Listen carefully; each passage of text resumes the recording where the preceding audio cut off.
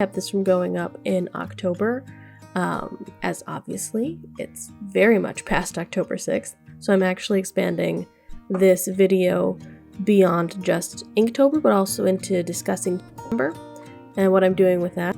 Right off the bat, I am using Dr. Phil Martin's Bombay ink in black, and I'm going to be using a Plumchester sketchbook that I purchased to use for February this year, and I didn't fill all the pages, so I have some room for whatever ink drawings I'm going to be doing this month. And I'm using these dip pens, one I got from the Inktober Art Snacks collection box, one I got from a set from Michaels, and one I ordered off of Amazon. So each of these are dip pens, so they have those nibs that get inserted into the pen holder in Speedballs 512 and 513 EF sizes. So the 512 was in the Inktober Art Snacks collection box last year, and I completely destroyed that nib, so I needed to get a new one. So I just start out in graphite, and then I'm going to go over it in ink. But on the subject of can you start Inktober or related challenges late, the short answer is yes. Of course you can start late. Inktober and these challenges are about improving your creativity and familiarity with the medium you're using, and really to inspire you and help you incorporate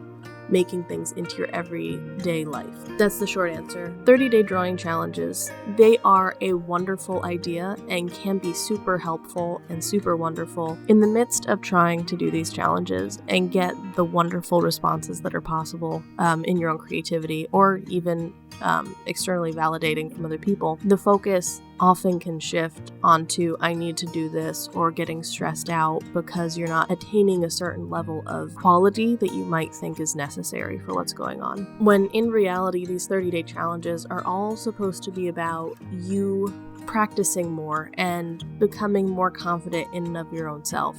And if they're not making you feel more confident, then they're not serving you effectively. For example, for this month, I was really upset by a lot of things that happened with Inktober, and I'm highly undecided about how I feel. I vacillated between doing different challenges. Did I want to do Inktober? Did I want to do the prompts? Honestly, I didn't want to do the prompts at all because they didn't interest me as much this year. There were a couple of repeats. What really hit me was that it was not giving me any sort of happiness in the ideas of doing any of the 30-day challenges, working every single day to make, a challenge happen. So I decided that the best course of action for me would just be to see how it goes. Now, I looked at Drawtober, I looked at Drawloween, I looked at Witchtober. I did a ton of looking into different prompts, which are super awesome, but I decided that this year I needed to scale back and just do what was good for Christina. Maybe it doesn't make as good of content as going ahead and participating in the challenge anyway, but I decided that I was just gonna see how it goes and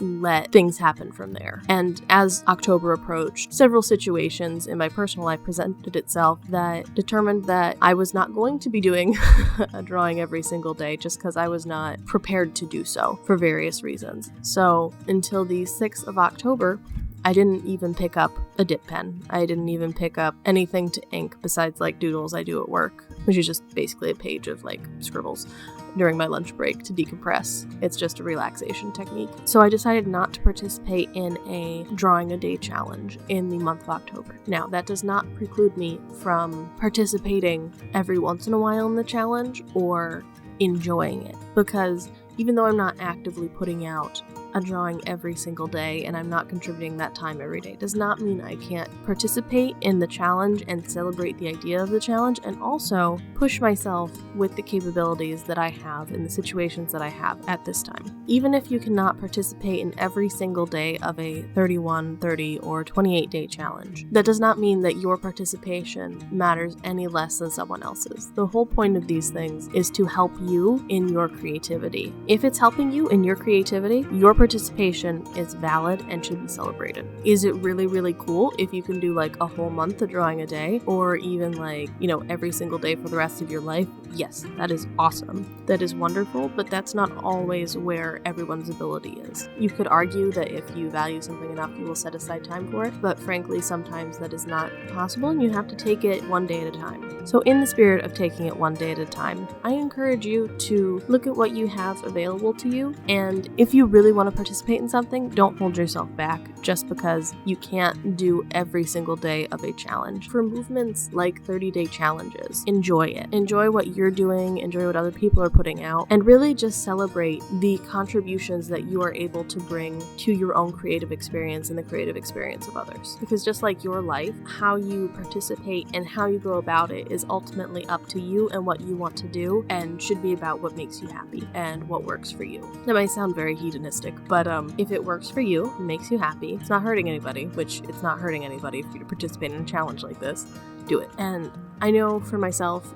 these are thoughts I've had and I've been thinking through a lot, and I'm only really embracing now after years of hearing the idea that if it doesn't work for you, you don't have to do it. You don't have to beat yourself up over not doing it. So if you're not at a point where you can just be like, yes, that's good, I will just not beat myself up over it and I will do what I can, just, file it away and think about it at another time, because developing ideas around our creativity and the different stresses we put on ourselves and how we really navigate this world with the internal and external pressures that we have, and especially the external pressures we've internalized, takes a long time to go through. I would just encourage you to do what makes you happy, in what medium makes you happy, in what format makes you happy. If it is in a long challenge or a one-time experience, I encourage you, do what makes you happy. So this image, the way I got into drawing this is actually kind of pertinent to what I'm talking about. I got into this image because I've been watching a lot of YouTube, which is not something you would normally consider very productive or wonderful in that way.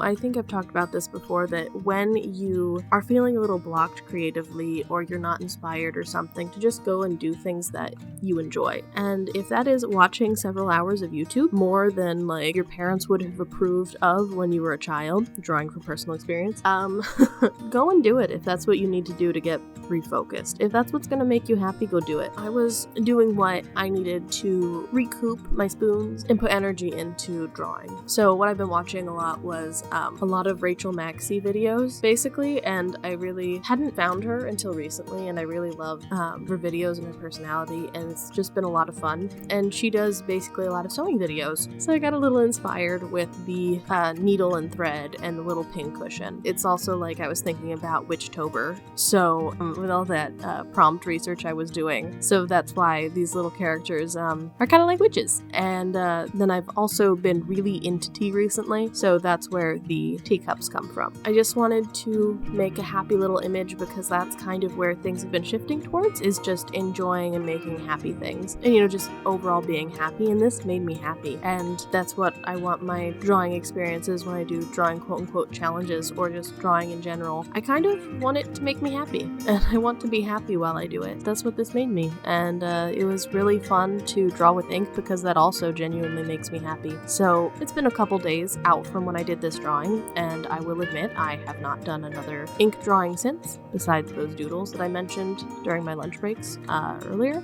So Christina from the future is popping into audio now, and I am happy to say that I've been able to do some more ink drawing, but I'm actually working on some Huevember stuff, and I've been pretty consistent with that and just letting loose and enjoying. So as I was writing this up, I was making notes about what I wanted to say, and I started typing out a whole discussion of the Huevember drawings I've done so far, and I realized that would be its own video.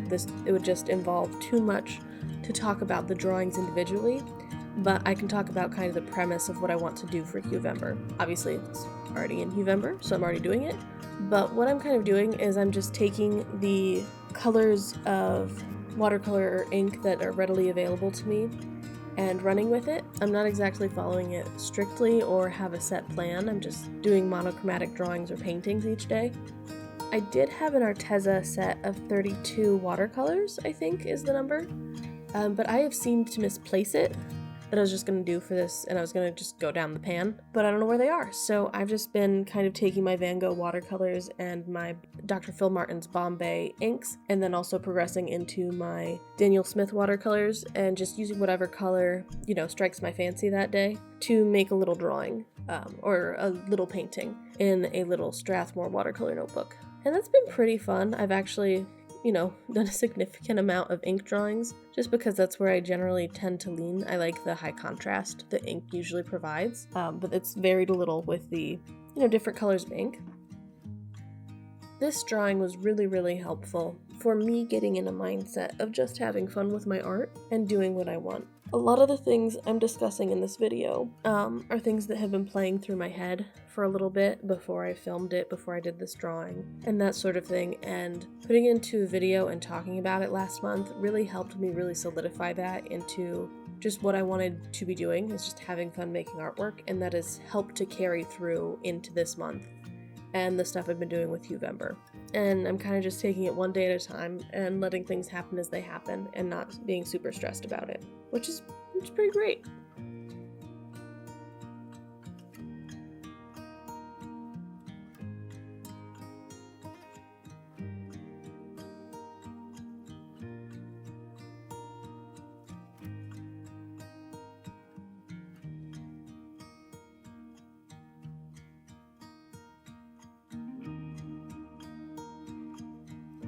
This was a really awesome experience, doing Inktober / Huevember / whatever I wanted to do. I hope you have enjoyed seeing me make this, and also hearing me chat about how really what you should be doing with these challenges is doing it for you, and if it makes you happy and you enjoy it, then do it.